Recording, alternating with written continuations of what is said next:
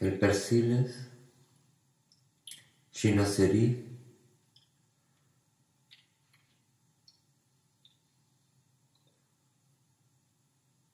les cochons, une expérience insolite de porcelet.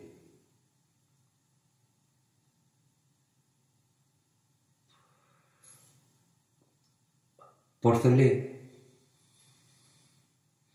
était admirateur du célèbre interprète d'instruments chinois Pa Tao Chong.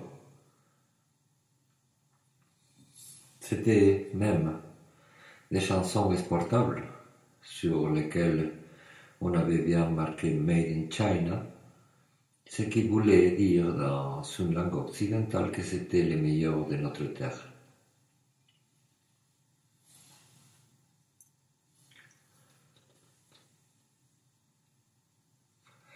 Étant fan ou aficionado surtout des paroles en général et dans le cas présent de celle de la musique de Patao Chong,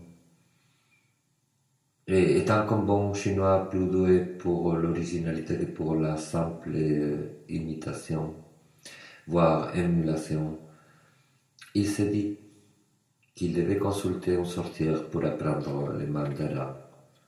Sa tante lui avait conseillé auparavant de tout simplement répéter le mantra Vlad Vlad Vlad, version chinoise gothique du sanskrit bla bla bla, et de se mettre comme ça à l'étude. Mais pour cela songer d'une purification au feu. La sorcière était absente, c'était normal. Dans sa demeure de noirceur, c'était comme ça qu'elle recevait et soignait. Il s'installa sur une espèce de trône ourlé de caoutchouc et voûté d'étoiles d'araignée, lieu onirique dont les secrets sont fantastiques. Porcelet le savait par les récits de Marco Polo et autres connaisseurs de la rondeur de la terre.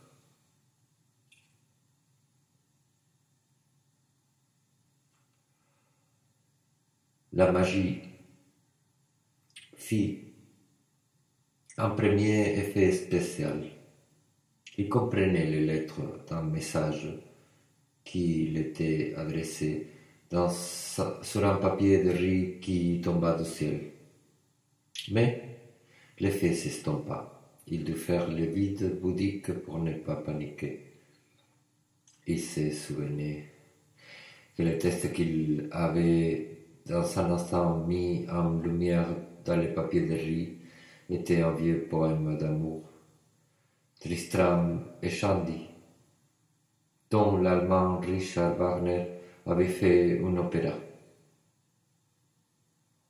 Mais le poème devait revêtir une signification pour lui, dans les procédés de cure chamanique auxquels il avait décidé de se soumettre.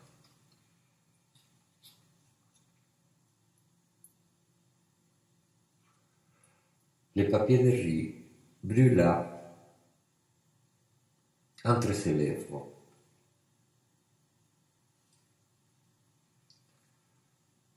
Faisant disparaître toute possibilité de relecture du poème. C'était la cure au feu, déjà. Avait-il appris le mandarin? La musique de Patao Chong commença à sonner, comme sortie du métal fondant que les cèdres venaient faire couler au pied du porcelet. Il était question de l'énigme poétique. Elle chanta l'histoire de Tristram et Shandy, deux jeunes amoureux très précoces. Ils s'envoyaient déjà des messages d'amour quand ils étaient des embryons dans les ventres de leur mère. Alors, au tout commencement de leurs amours, ils s'étaient décidés de suivre l'exemple du maître du Tao Te Ching, les savants Lao Tzu, qui rejoignit le ventre de sa mère tout au long d'un siècle de grossesse, et en faisant juste de petites sorties furtives d'étudier les anciens pendant que sa mère dormait. Ainsi, quand il naquit, il était déjà en révolté à l'âge de la retraite, barbe blanche et chignon tenté et négligé.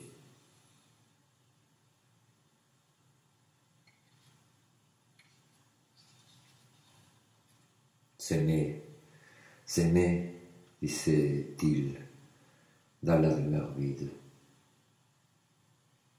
S'aimer depuis les ventres de nos mères, poursuivit-il en parfait mandarin. Mais c'était trop dur pour les chanter dans les sérénades. Il devait avoir un erratum quelque part.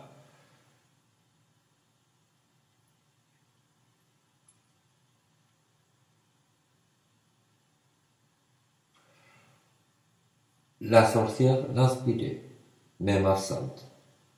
Même cela était pendant que les orchidées géantes qui poussaient dans le noir, regorgeaient de l'érotisme qu'il sentit, deux femmes bien connues de lui s'approchaient de sa mémoire, deux cochonnes dans un poème érotique de son maître à penser.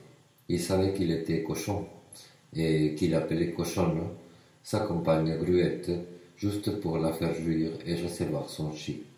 Mais que c'était en tant que femme qu'il avait toujours procédé avec les femmes, c'est-à-dire des êtres humains. L'on a dit que les Japonais, et même avec eux les Chinois, ne sont pas touchés du sentiment de culpabilité. Mais les jésuites présents dans son canton l'avaient introduit, suivant les ordres d'Athanasius Kircher, à la pensée de Kierkegaard et au quichotisme d'Ignace de Loyola et le Paul Sacher-Masoch.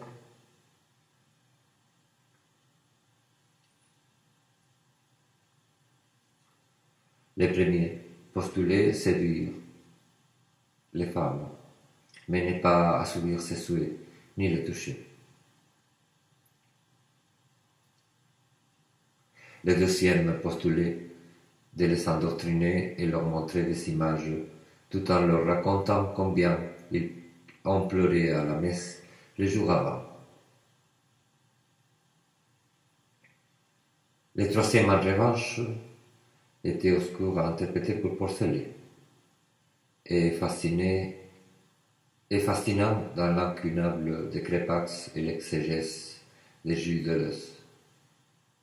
Il sut que dans la magique ruine où une nuit semblait s'être passée, il avait été soigné sans être soigné, que les méthodes de cette sorcière passaient par les moments où un vide bouddhique s'était installé, donc qu'elle s'était sans critique comme tout dans la Chine, et comme lui, il avait tellement de temps célébré.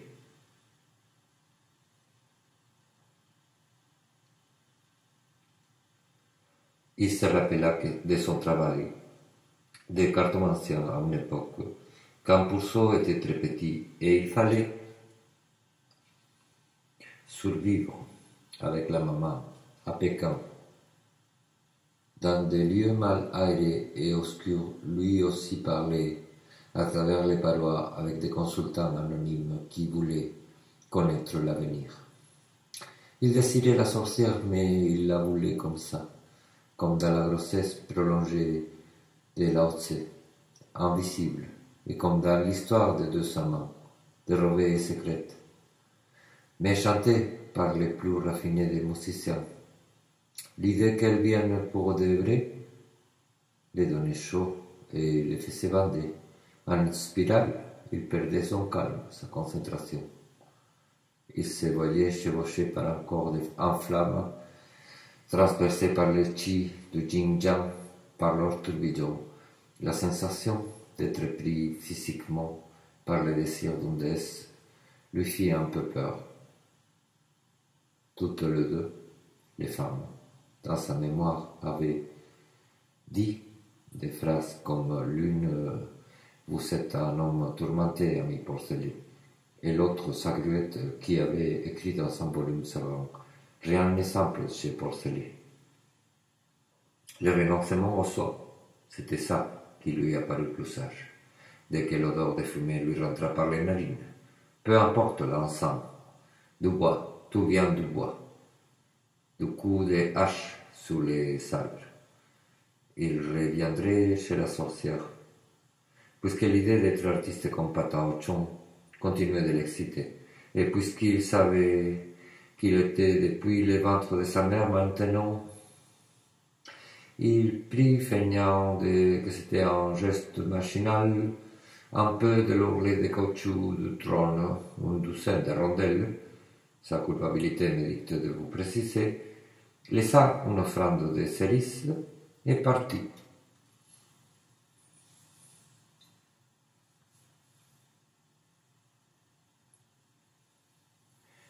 Mais bien sûr, je ne sais pas le jour qui suivrait, mais ce dimanche, il avait besoin de sortir au jardin.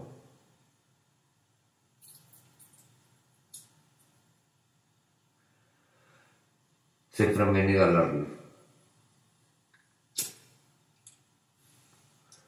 Téléphoner Gruette et lui dire tout simplement qu'il se sentait aspiré, que tout allait bien, se faire un thé pour la fatigue et se rendre compte qu'il avait quelque soie sur les tempes qui étaient déjà blanches. Les prendre pour bonne, pour sa coquetterie, se mettre à écrire, à dessiner même des belles femmes, plus ou moins ressemblantes à l'une ou à l'autre. Peut-on pratiquer le Genvu dans l'écriture d'un combat des chevaliers tels Singer et l'Amazone cité? Le Genvu est un métier, quoique élevé, dont Singer avait une notice par un fameux traité de peinture. Il prescrit d'accorder avec les pointants l'allure des personnages perdus dans les paysages ou placés en premier plan, sur un tableau, sur du papier, au riz. Ainsi, l'un écoute un ruisseau, l'autre se souvient d'un poème, et ainsi de suite. D'ailleurs, moi, je connais en surface cette période littéraire, et puis il s'agit non d'une peinture, mais bien d'une nouvelle, et qui reprend un personnage bâti selon les règles de Spencer, en anglais cramoisi, et l'affronte à un de mes personnages Singer. Les combats. Oui, la première chose qu'il devait se dire de son combat, Singer, c'est que c'était dans la fable, puisque l'Amazone était une femme chimérique qu'il avait entrevue à peine. Ses servantes, elles, avaient fait connaître par des exercices érotiques toute la puissance guerrière de l'Amazone à Singer. Je l'écris, son titre de noblesse parmi les esprits, avec une et finale dans le gros du récit pour souligner la parenté avec la Queen de Spencer. Vous ne comprenez rien, c'est le petit chinois, apprend à écrire. Qu'est-ce qu'une chinoiserie sinon une écriture construite sans se poser de questions sûres d'attaquer la bonne personne? Première question, as-tu joui vraiment avec les prostituées? Singer se trouva sans cheval, avec même le doute d'avoir jamais chevauché en monture. Se répète. Singer rêve d'un cheval et puis il se réveille et c'est le jour. Amazone notait bien A et E. À partir de maintenant, le combat consiste à détruire. Y a-t-il de tels ensembles dans le Genvu des temps? Un imagé ne peut manquer de matériel. Des horreurs, il fait collection, il porte sur eux un regard secret. Singer était romantique et un bon suiveur de la voie. Sur sa cuirasse, chacun portait des stigmates manichéens ou romantiques, suiveurs du blanc dans le noir et de l'ombre dans la flamme apocalyptique. On a beaucoup parlé de romantisme dans la Chine, mais on n'a pas assez réalisé le romantisme noir qui va avec. La première couleur que la Chine exporte est le noir de l'encre, loin des lacs et du blanc. Impie écriture de sperme laiteux sur son propre corps un matin au lever. La bonté, c'est le seul balbutiement qui put être émis par Sanger privé de mémoire mais non de connaissance. La bonté, Amazone, comme une servante quelconque parmi ses informatrices, le serrait dans ses bras et l'embrassait en souriant d'un goût agrédoux. Ils divaguaient dans leur sanglante euphorie. Il fallait aller quelque part manger une bonne friture. Il fallait tout changer et soudainement ils voulurent être seuls, tête à tête, dans le silence.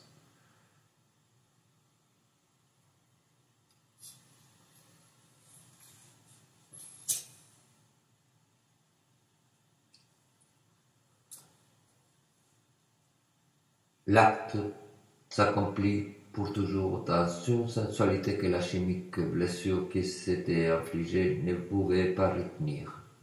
Disons au passage que des personnes comme Sanger sont sensuelles une fois pour toutes dans leur vie. Changeons de disque, peinons de couleur, avait dit le fatal oracle. Il pensa être échappé et la tristesse lui rappela que le racisme dont était combattante ses informatrices étaient inscrits dans chaque geste de chaque métier. Dans les j'aime vous même, avec lui comme ennemi, la bataille se déplaçait vers la chambre à miroir de la peinture. Qu'est-ce qu'il devait être en train de faire, Porcelet, qui devait chanter la guitare à la bataille? Eh bien, il avait été interné. On lui avait fait des piqûres abrutissantes, et il connut les maisons de fous des deux pays. Il put éprouver le nirvana artificiel le plus noir et le plus pervers, celui de la victime, mais ça s'est passé comme chez Sanger, puisqu'ils sont tous les deux mais personnages. Il fixa sa libido dans les pays où la mixité homme-femme était permise. Et ce fut avec une africaine, puis, oui, une africaine qui pissa sur lui, comme dans les romans, qu'il faut lire, mais qui se passe en partie en France. Bonté et délivrance, puis le chiffrisme.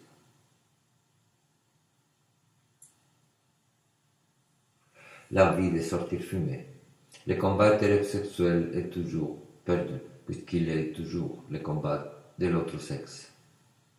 Le charme auquel nous sommes soumis est aussi parce que c'est incompréhensible, parce que une chimère comme monture toujours disparaît au grand jour. Moi-même, je suis perdu et j'oublie un peu les poèmes en anglais de Manu. Et j'essaye des cérémonies de distraction. Tout soit dit, j'ai été décidé à pénétrer ces mystérieux poèmes, qui semblaient être une belle femme, mais seulement par l'esprit, s'abandonnant à l'ivresse en solitaire et au souvenir de ce que Porcelet appelait les servantes. Peu importe le ton, c'est l'aveu qui compte dans l'inquisition de l'amour courtois et dans les corps à corps. Et si le ton était important, non seulement celui du discours, de l'aveu de l'identité, du visage, mais aussi celui des épaules, celui de l'oreiller noirci par la sueur quotidienne, ainsi le silence et la distance qui nous séparent, de par le récit de nos mobiles, décident d'où sort dans la bataille. Personne, cher ami, je t'embrasse, je te tutoie parce que je suis la panthère rose, un voyou parce que tu n'es pas toi-même, mais l'Amazone, soit tu es un autre, sinon le manchot et l'escroc emprisonné qui était l'écrivain quixotesque pourrait éprouver ce succès de la paranoïa dans lequel il ne retira aucun bénéfice, que ce fut son livre, une parodie qui fut prise pour modèle, tandis qu'il chérissait Persiles, son œuvre pressant oubliée.